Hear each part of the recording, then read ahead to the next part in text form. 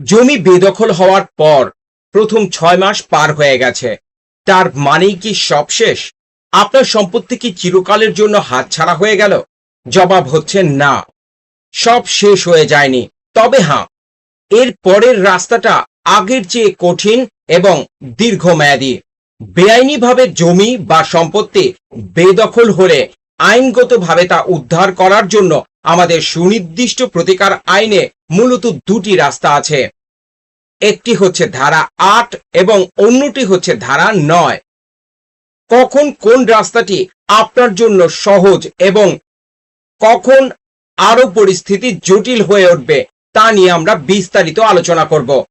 আজকের বিস্তারিত আলোচনায় আমরা একদম পানির মতো পরিষ্কার করে বুঝে নেব মামলা করার সঠিক সময়সীমা কতদিন, আদালত ঠিক কি কি প্রমাণ দেখাতে হয় এবং কোন কৌশলে মামলা করলে আপনি দ্রুত এবং নিশ্চিতভাবে আপনার জমি দখল ফিরে পাবেন।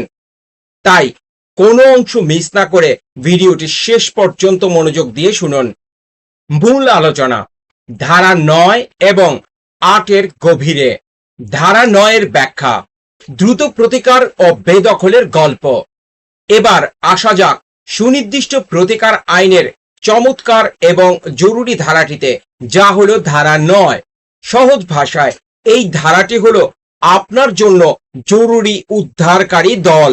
আপনার জমিতে কোনো সত্য বা মালিকানা প্রমাণ করার আগেই আপনি যদি শুধু এটা প্রমাণ করতে পারেন যে আপনি ওই জমিতে শান্তিপূর্ণভাবে দখলে ছিলেন এবং আপনার সম্মতি ছাড়া জোরপূর্বক বেআইনিভাবে বেদখল করা হয়েছে, তবে আদালত আপনার দখল ফিরিয়ে দেবেন। কিন্তু এখানে একটি বড় শর্ত আছে, ঘড়ির কাঁটা কিন্তু টিকটিক করছে।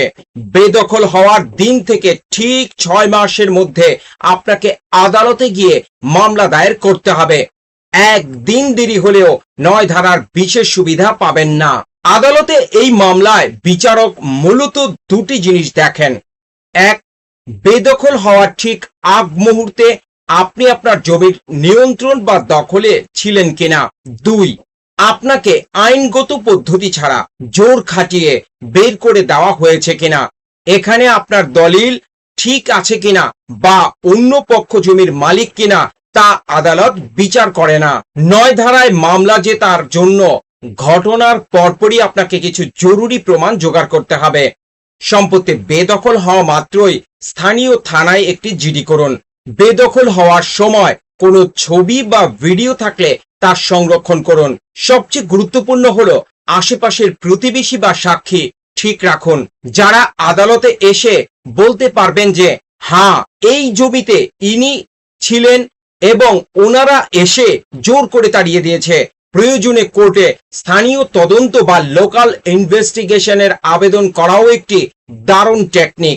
ধারা ৮ এর ব্যাখ্যা, মালিকানা ভিত্তিক দীর্ঘ লড়াই।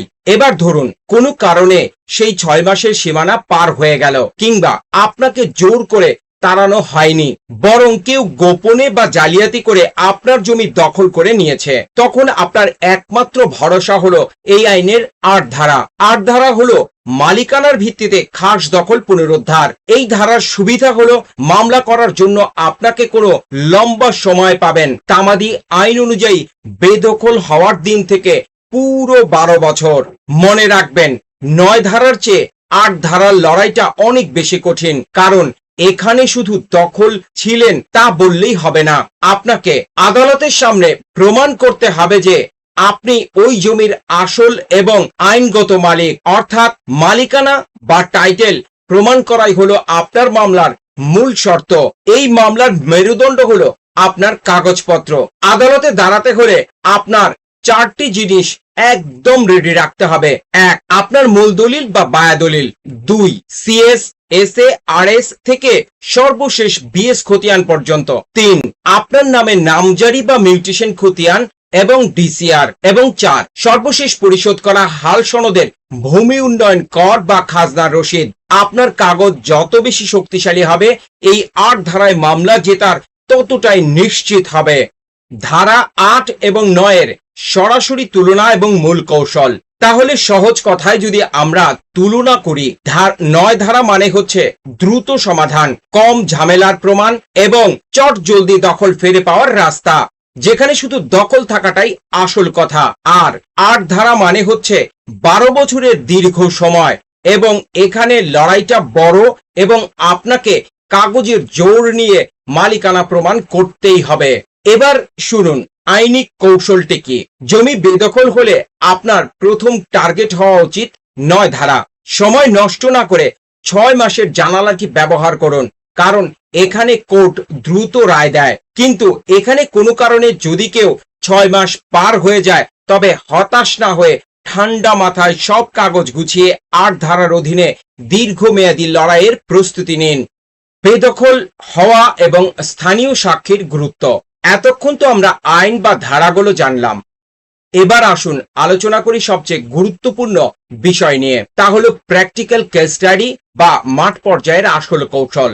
আদালত শুধু আইন জানলেই নয়, টেকনিক জানতে হবে। প্রথম কৌশল, বেদখলের তারিখ এবং সময় নিখুঁতভাবে নোট করে রাখুন। আপনি যদি ওই জমি বা ফ্ল্যাট থেকে বেদখল হন, ঠিক কোন দিন, কোন তারিখে এবং আনুমানিক কোন সময়ে ঘটনাটি ঘটেছে তা ডায়েরি বা মোবাইলে লিখে রাখুন। আইনি লড়াইয়ের এই তারিখটি অত্যন্ত ভাইটাল। কেন? কারণ আপনি যদি 9 ধারায় মামলা করতে যান, তবে ওই তারিখ থেকে একদিন এদিক সেদিক হলে আপনার মামলাটি শুরুতেই খারিজ হয়ে যেতে পারে। এমনকি থানায় যখন জিডি বা অভিযোগ করবেন, সেখানেও যেন এই তারিখ ও সময়ের কোনো অমিল না থাকে। কৌশল 2, স্থানীয় সাক্ষীদের একটি তালিকা তৈরি করুন। জমি জমার মামলায় কাগজের পাশাপাশি মানুষের মুখের সাক্ষ্য বা ওরাল এভিডেন্স অনেক বেশি ভূমিকা পালন করে। বেদখল হওয়ার ঘটনার সময় আশেপাশের কোন কোন প্রতিবেশী এবং দোকানদার বা পথচারী বিষয়টি স্বচক্ষে দেখেছেন, তাদের নাম এবং মোবাইল নাম্বারের একটি তালিকা তৈরি করুন। মামলা করার পর অনেকেই ঝামেলা এড়াতে সাক্ষী দিতে চান না, তাই শুরুতেই বিশ্বস্ত এবং নিরপেক্ষ প্রতিবেশীর সাথে কথা বলুন, তারা যেন সত্যের পক্ষে আদালতে দাঁড়াতে রাজি হন। তৃতীয় কৌশল, ইউনিয়ন বা পৌরসভা এবং কর রসিদ সংগ্রহ। আপনার জমিটি যদি কোনো গ্রামীণ এলাকায় হয়, তবে স্থানীয় ইউনিয়ন পরিষদের ট্যাক্স রসিদ, চৌকিদারের ট্যাক্সের বই এবং ওয়ারিশন সার্টিফিকেট থাকলে তা রেডি করে রাখুন। আর পৌরসভা বা সিটি কর্পোরেশন এলাকায় হলে হোল্ডিং নাম্বার, ট্যাক্সের রসিদ, ইউটিলিটি বিল যেমন গ্যাস, পানির বিল ইত্যাদি আপনার হাতে আছে কিনা তা চেক করুন। এই কাগজগুলো প্রমাণ করে যে বেদখল হওয়ার আগ পর্যন্ত ওই সম্পত্তিতে আপনি নিয়মিত যাতায়াত, দখল এবং নিয়ন্ত্রণে ছিলেন। কৌশল 4, ডিজিটাল এভিডেন্স এবং মাঠ পরিদর্শন রিপোর্ট। প্রযুক্তির এই যুগে ডিজিটাল প্রমাণকে এখন বেশি গুরুত্ব দেওয়া হয়। বেদখল হওয়ার সময় ঠিক যদি কোনো হট্টগোল বা জোরজুলুমের ঘটনা থাকে আর সম্ভব হয় সেটির একটি ভিডিও রেকর্ড বা ছবি রাখুন। বেদখলকারী পক্ষ যদি কোনো অবৈধ সাইনবোর্ড বা বেড়া দেয়, তবে সেটিরও ছবি তুলে রাখুন। এছাড়া মামলার প্রয়োজনে আদালতের মাধ্যমে একজন অ্যাডভোকেট, কমিশনার বা সার্ভেয়ার পাঠিয়ে জমিটি সরজমিনে মাপঝোপ করে একটি মাঠ পরিদর্শন রিপোর্ট বা লোকাল ইনভেস্টিগেশন রিপোর্ট করিয়ে নেওয়া অত্যন্ত বুদ্ধিমানের কাজ। পঞ্চম কৌশল, 6 মাস পার হয়ে গেলে কেস রিকাস্ট করবেন। এটি একটি চমৎকার প্রফেশনাল সিক্রেট। অনেক সময় দেখা যায় মক্কেল যখন আইনজীবীর কাছে আসেন, ততদিনে দখলের সময় 7 বা 8 মাস পার হয়ে গেছে। এখন তো আর 9 ধারার দ্রুত আইনি প্রতিকার পাওয়ার সুযোগ নেই। তাহলে উপায় কি? তখন আপনাকে হতাশ হলে চলবে না। তখন আমাদের স্ট্র্যাটেজি পরিবর্তন করতে হবে। আপনার মামলাটি সাজাবো সুনির্দিষ্ট প্রতিকার আইনের 8 ধারার অধীনে।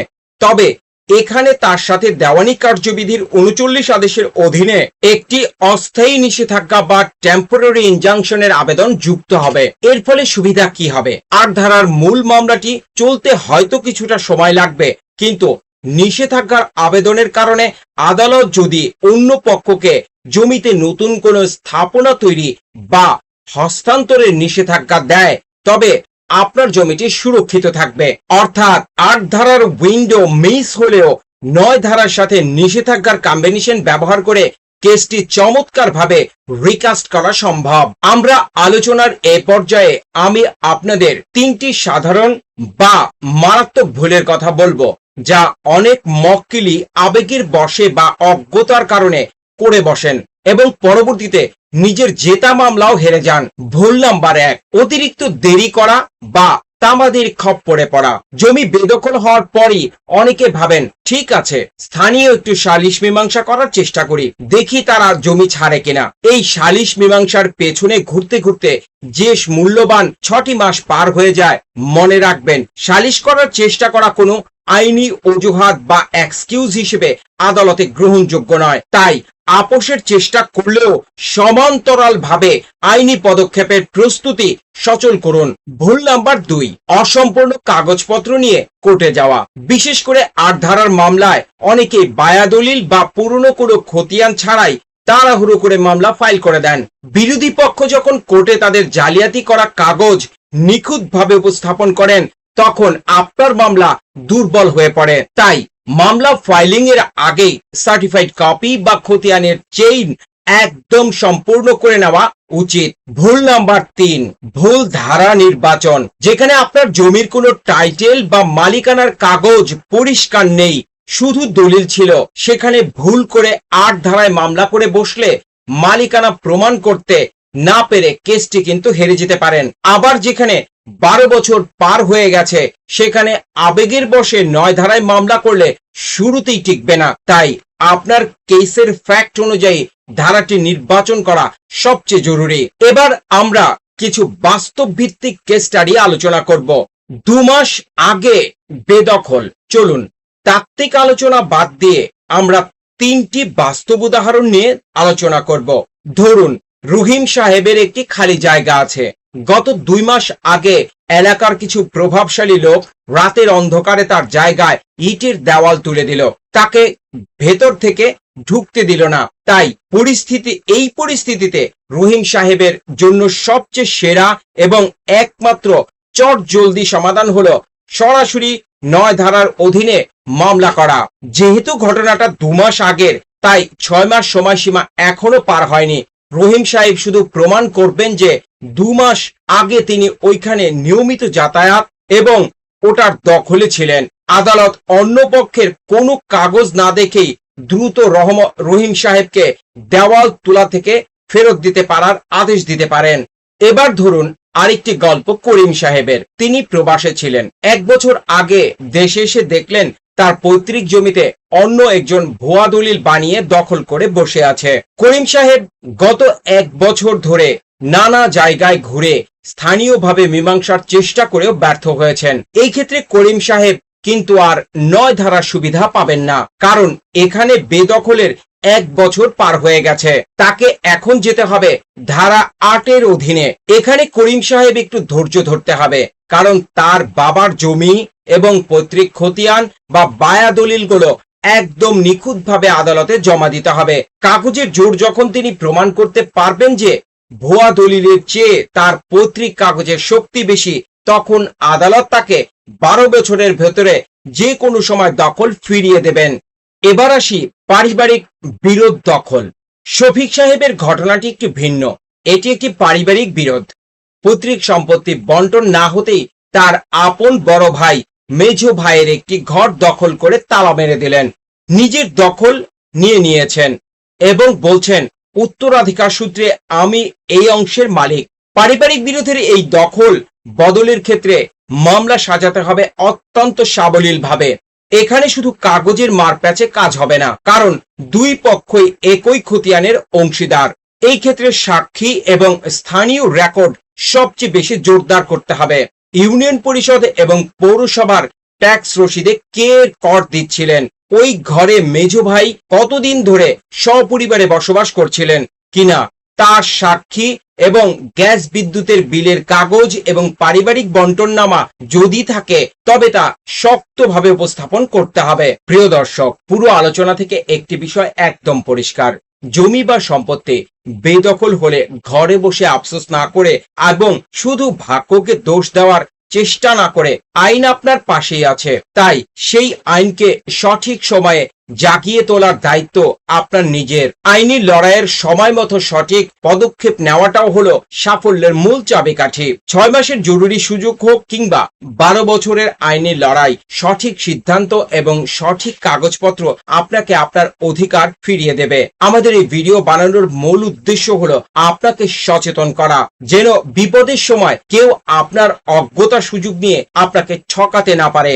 আইনি সচেতনতা শুধু আপনার নিজের জন্য নয়, আপনার পরিবার এবং সমাজের আশেপাশে সবার জন্য সমান দরকারি। আজকের এই তথ্যবহুল ভিডিওটি যদি আপনাদের বিন্দুমাত্র উপকারে আসে, তবে ভিডিওটি এখনই লাইক করুন, আপনার বন্ধুদের সাথে বিষয়টি জানার সুযোগ করে দিন, কারণ আপনার একটি শেয়ার হয়তো অসহায় মানুষের বড় কোনো ক্ষতি থেকে বাঁচিয়ে দিতে পারে। আপনার জমি এবং সম্পত্তি নিয়ে যদি এই মুহূর্তে কোনো জটিলতা থাকে, তবে আমাদের কমেন্ট বক্সে অবশ্যই লিখে জানাবেন। আমরা চেষ্টা করব আপনার প্রশ্নের সঠিক আইনি সমাধান দিতে। আর এই আইনি চ্যানেলটি এখনই সাবস্ক্রাইব করে বেল আইকনটি বাজিয়ে দিন, কারণ যে কোনো আইনি আপডেট আপনারা পেয়ে যাবেন খুব তাৎক্ষণিকভাবে। দেখা হবে আগামী ভিডিওতে অন্য কোনো গুরুত্বপূর্ণ আইনি বিষয় নিয়ে। সে পর্যন্ত ভালো থাকুন এবং সুস্থ থাকুন। আইনের পথেই চলুন।